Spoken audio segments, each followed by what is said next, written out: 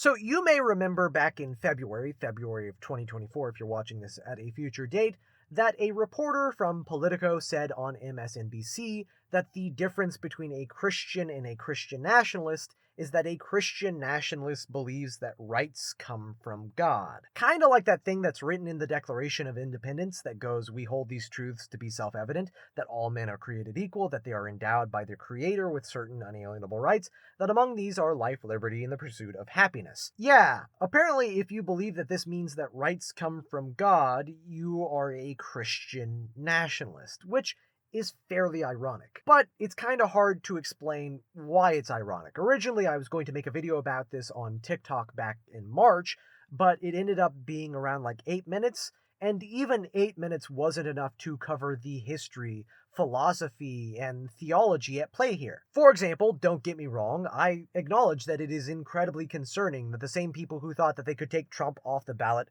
without so much as a trial are now saying that you are a Christian nationalist if you believe that rights come from God. However, as we'll explore, rights don't actually come from God, at least not as we understand them. The modern understanding of rights is actually a very anti-Christian thing. It's very entitled, it's very hedonistic, and it's not grounded in reality. So in order to prove that, let's go ahead and go through the history of rights. Obviously, if the claim is that rights come from God, then at least from the perspective of the person making this claim, if we are talking about the Abrahamic God, our timeline begins with the Bible. A word search of the NIV translation of the Bible will reveal that the word rights appears 19 times, and the term right is used 929 times. But that's including what is right, righteousness, and the right hand of God. Nonetheless, this may look promising, especially with verses like Exodus 21:9. If he selects her for his son, he must grant her the rights of a daughter. Or Proverbs 31:9. Speak up and judge fairly, defend the rights of the poor and needy. However, this again was the NIV, which was translated in 1978 and was revised as recently as 2011. If you do the same search on the King James Version, you get around 11 results that maybe cover the concept of rights, especially when you compare NIV and KJV. Exodus 21:9 now reads, "And if he have betrothed her unto his son, he shall deal with her after the manner of daughters." Likewise, the verse immediately after that replaces the marital rights of a woman with her duty of marriage. In the KJV, Proverbs 31:9 reads, "Open thy mouth, judge righteously, and plead the cause of the poor and the needy," which is a recurrent theme through verses like Psalms 140:12 and Jeremiah 5:28, in which the right of the needy in the KJV is translated to the cause of the poor in the NIV. So it's fair to say that even in verses like Isaiah 10:2 that keep the word right in both translations, we are instead talking about the cause of the needy. And the same logic likely applies to Psalms 9:4, where the right is the cause, and the cause is just the cause of the writer of the book of Psalms. In Jeremiah 32:8, we see the right to land, but in Jeremiah 32:7, we see that there is an obligation to buy this land. Likewise, for the KJV in Nehemiah 2:20, there is a right to Jerusalem, or a lack thereof, and a right to David in 2 Samuel 19:43. But in both, that is translated as a claim to a thing. Ruth 4:6 mentions a right to an estate in the KJV, and even though the word is not present in the NIV, it still clearly talks about ownership. And Deuteronomy 21:17 mentions the birthright of the firstborn. But as we've covered, there seems to be a sense of obligation in the Bible regarding so-called property rights and marital rights. So when you cross-reference the NIV and the KJV to eliminate any modern bias from the NIV and contextualize everything from the KJV, you are left with only one verse in the entire Bible which may talk about rights as we know it today. And that is Lamentations 3:35, which is a book of poetry. And realistically, the only reason I am forced to conclude that it may include the concept of rights is because it doesn't give enough context to know what it is actually talking about. But then that, of course, leads to the question. If the Bible never explains to us what rights are, then doesn't that mean that it never tells us what rights we have or if we even have rights? So ultimately, the tough pill to swallow here is that the Bible never talks about rights, at least as we understand them today.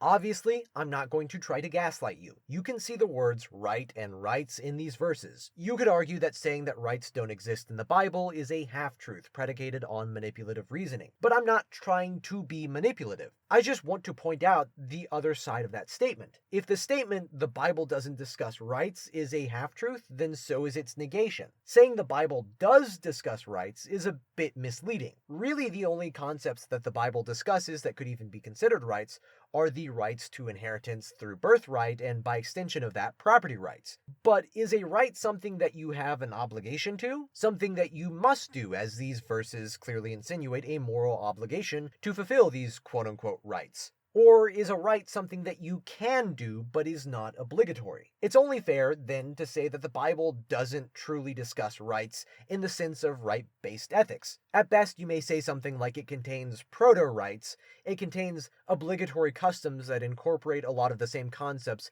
as modern-day rights.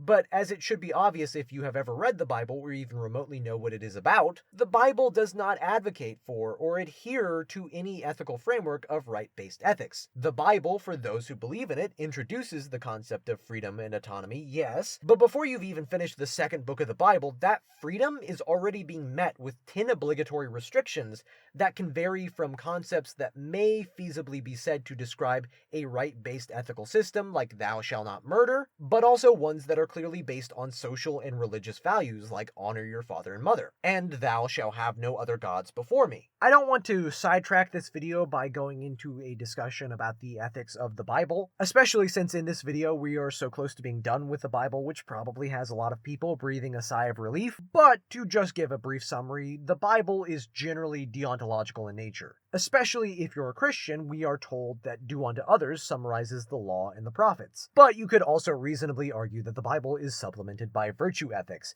in examples like the 7 deadly sins, fruits of the Spirit, and the armor of God. So if rights don't come from the Bible, then did someone discover/invent them? And where do they come from? Let's try to answer that first question before moving on to the second one, because the journey for the nomad of right-based ethics is going to be a very long one. First, obviously, when the history of rights is being spoken about, it almost always starts with ancient Greece, namely Athens and other fairly democratic city-states. For the most part, in ancient Greece, a free man had the ability to own land, had the ability to hold office, to vote, to speak freely, and loads of other concepts that resemble modern-day rights. But were they actually? Well, from Thucydides' history of the Peloponnesian War, we can get a good look at what a statesman like Pericles may have thought about the principles of Athens. In his funeral oration, he said, "If we look to the laws, they afford equal justice to all in their private differences." Likewise, he said, "The freedom which we enjoy in our government extends also to our ordinary life." Clearly, here there is some concept of rights stronger than before, but given today's standards of so-called Jeffersonian rights, which are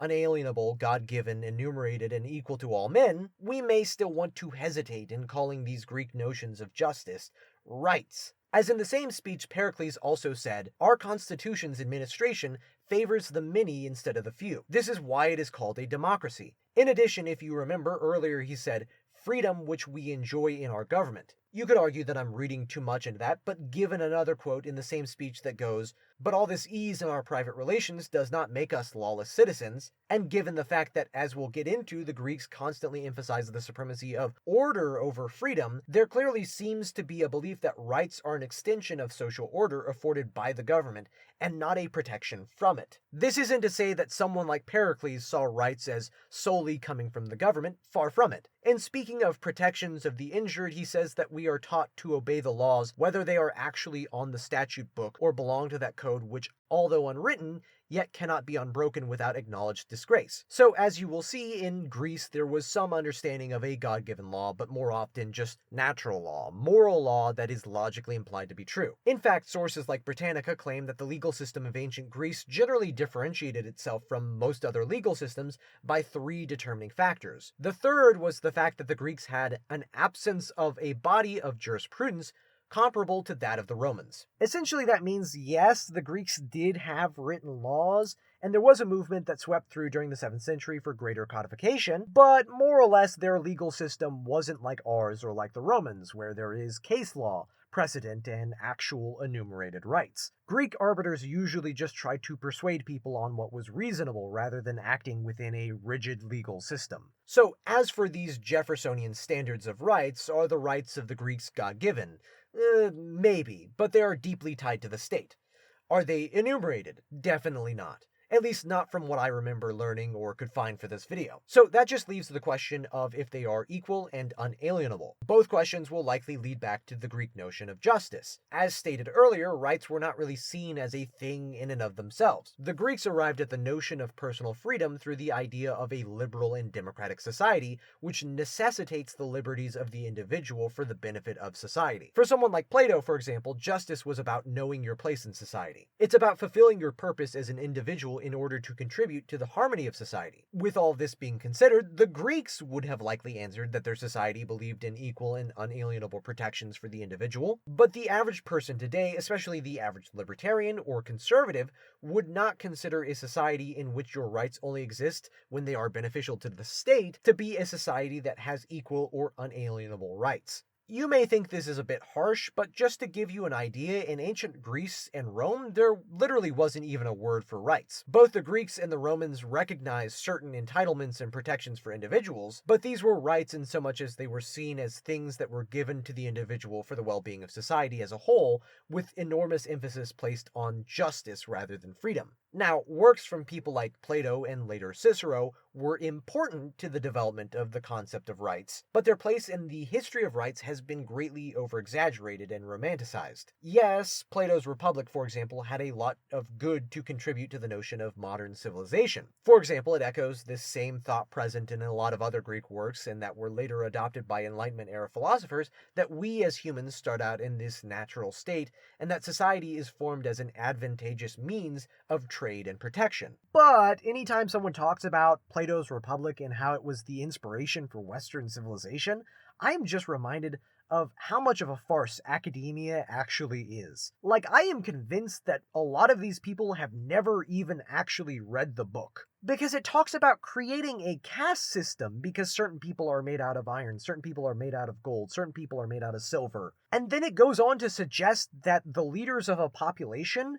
should selectively breed that population like prized birds. Like, that's proto-fascism. I'm not saying that as some bleeding heart leftist who uses that as an insult against anyone I don't like. That's just what that is. Likewise, Cicero once said, "Too much liberty leads both men and nations to slavery." So look, I don't want to downplay the importance of Greece or Rome, but you just need to understand that when academics trace the history of rights back to these civilizations, it is only rights at their most infantile state of development, which hopefully should already help you to question this narrative that many people have developed that rights are just a thing that have always existed throughout history. And in that, it's just a matter of whether or not a society was too tyrannical or not to acknowledge that. No. For most of human history, there were cultures that didn't even have a word for rights, in which the concept would be completely alien to them. Cicero's use of the Latin word "jus," which means law, is often regarded as the earliest example of the word right being used in a context similar to how we use it today. And from there, of note, Thomas Aquinas further added to the conversation, elaborating on his notion of jus, or right, and, for example, essentially coining the term positive right, for when the community as a whole agrees that something should be deemed as though it were adjusted and commensurated to another person. Or in other words, when something is given to a person by society, which Aquinas contrasts with a natural right, which he describes as when a man gives so much that he may receive equal value in return. Or in other words, what he is owed. Aquinas picked up where the natural philosophers and Stoics had left off, and greatly expanded upon the idea of natural law, moral law, and rights. However, even though Aquinas' rights reflect our concept of the idea more so than the Greeks or Romans, it still needs to be said that this is not yet our modern view of rights. Just like the Greeks who saw rights as being interconnected with justice, Aquinas saw it as being evident that right is the object of justice. In this, the right of a man to bear offspring and the right of these parents to raise that child is less of a legally permissible action and more of a moral obligation. So as well, when he follows that up with his views of land ownership, we may be inclined to believe that this is a sort of commonwealth idea that will pop up again in Enlightenment-era philosophy, but just as he puts a moral obligation on parents to raise their children, land ownership too is a moral obligation, just like the birthrights and marital rights of the Bible, which makes sense given that the King James Bible was commissioned after the time of Aquinas, so its translation would have been greatly influenced by his works. Ultimately, short of running through everyone who has contributed to the history of rights and explaining how, yes, this person did help shape the history, but it didn't really lead to rights as we know it today, let me just cut to the chase. If you go to Google right now and you Google who invented rights, or more accurately, who invented right-based ethics, you will get one name: John Locke. This isn't to downplay the importance of other Enlightenment-era philosophers like Rousseau or Hobbes. Rousseau, for example, was quite influential on the drafters of the Declaration of Independence and the Constitution. Likewise, the Founding Fathers were greatly influenced by the classics like Plato, and contemporary works like Common Sense by Thomas Paine. However, laying the works of the Founding Fathers side by side with that of John Locke leaves very little room for dispute. The belief that all men are equal and independent, and that no one ought to harm another in his life, health, liberty, or possessions, that all comes from John Locke. So, case closed. John Locke knew that rights come from God, and he was finally the one to speak reason into the world, right? Well, hopefully you guys should know already that anytime I set up this bit, the punchline is no, he didn't. You see, much like Aquinas or the natural philosophers before that, Locke based his ideology on natural law. His interpretation of natural law goes essentially as follows. First, he claims that men exist in a perfect state of freedom to order their actions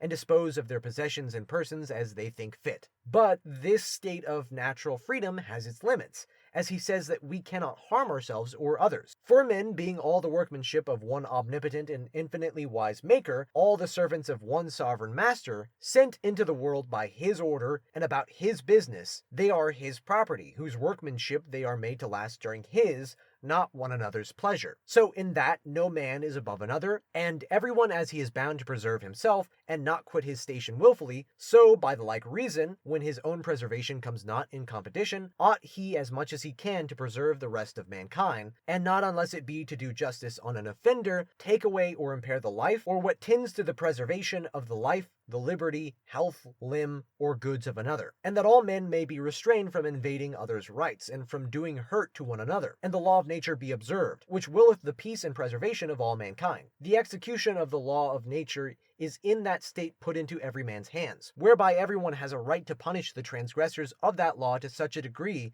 as may hinder its violation. So, what does this mean? Well, in simple terms, we are God's property, God gave us freedom, so we are allowed to do as we please unless it violates natural law or unless it violates the rights of another. This, for all intents and purposes, is God in some way endowing us with rights as some may conceptualize them to be. The issue, however, comes with asking ourselves if this finally meets the criteria we have set of Jeffersonian rights. Or actually, I should say, the issue comes with asking ourselves if we are really interpreting this concept of Jeffersonian rights as the Founding Fathers would have seen it, or has the concept of rights really been distorted in modern society? Because some may claim that I am twisting Locke's words, but if you take a quote like, "In transgressing the law of nature, the offender declares himself to live by another rule than that of reason and common equity, which is that measure God has set to the actions of men for their mutual security, and so he becomes dangerous to mankind." Or, every man upon this score, by the right he hath to preserve mankind in general, may restrain, or where it is necessary, destroy things noxious to them, and so may bring such evil on anyone who hath transgressed that law. If you look at these quotes, it seems clear that Locke is expressing that rights do not protect against the violation of natural law, or as it is understood, the moral law of the natural world. Take, for example, the idea Locke proposes that we are supposed to preserve the rest of mankind when our own self-preservation is not in direct conflict. Here, Locke is clearly saying that we have an obligation to enforce a social order onto society. After all, we can destroy that which is noxious to us. So after all these thousands of years, we have yet to escape the notion that rights encompass some social or moral obligation. Yes, we have arrived at a less restrictive view of social order. Rights are no longer for the good of society, but for the good of the individual as universalized through society.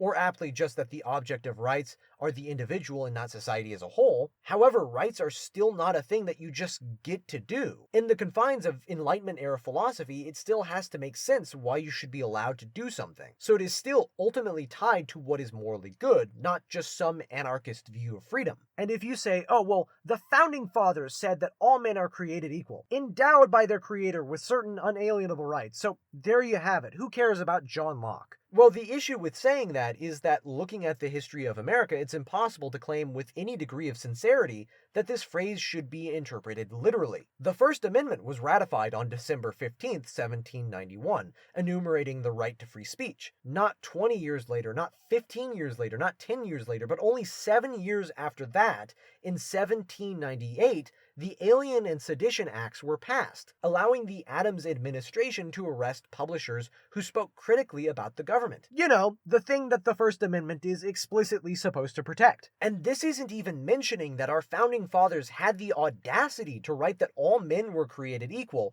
while 600,000 men labored in chains because of nothing more than the color of their skin. Or what about the treaties that we signed with the Native Americans, the protections we guaranteed them, only to once again show that America does not actually uphold these ideals when we force them from their lands with the Indian Removal Act? How about when Abraham Lincoln suspended habeas corpus, which is the right to not be imprisoned without a trial? What about Buck v. Bell, which was a Supreme Court ruling made in 1927 that those society deemed undesirable could be forcefully sterilized so that they did not reproduce? And speaking of case law, you know the principle of fighting words, right? Do you know the actual context of Chemplinsky versus New Hampshire? It was a Jehovah's Witness who, in an argument, called a marshal, and I quote, a goddamned racketeer and a damned fascist. That's right, these words were decided to not be protected by the First Amendment. And that, as opposed to Buck v. Bell, is a ruling that is still upheld to this day. And that isn't the end of it. You have the Japanese internment camps of World War II. You have the Patriot Act. You have all these different instances that you can claim I'm cherry picking, in which rights have never been absolute. And not just absolute, but have never lived up to even this notion we have of them. And you can look back on ancient cultures, on ancient Greece, on Rome, on medieval Europe, on most of American history, and try to distort reality in order to see these events as the odd ones out, or you can choose to accept the facts. You can choose to live in denial, or you can choose to take this notion you have that rights must have always existed and reconcile it with the interpretation you hold of rights, finally opening your eyes to the uncomfortable truth. Maybe rights existed in the Bible, maybe rights existed in antiquity, maybe rights exist in modern America, but only as the extension of other ethical frameworks. So, in other words, if you use the word right to mean something we are allowed to do, yeah, that might exist. But rights as things that are truly unalienable, that only exists in the collective imagination of entitled Westerners. You may get angry at me for saying that, but why? If we accept that rights need a basis and are not arbitrary things, then it must logically follow that they are an extension of some other ethical framework. Otherwise, then given our premise, we would have to concede that they are arbitrary,